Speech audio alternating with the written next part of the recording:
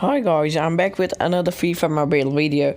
This time we are going into a team of the week area to claim the 750 team of the week points and a chance of a possible elite player.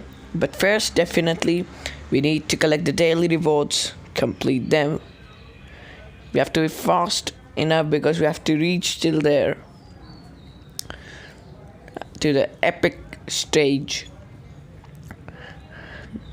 This is another simple pack. Now we claim the 60 daily reward. Now the last daily reward, that is of 100 team of the week points.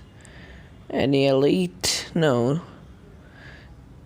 Not even player of the month points. Now the big stage. Let's see. First of all, 150 gems, that's nice. 30 league points, 10 team of the week points, or 33 player of the, and Angelina.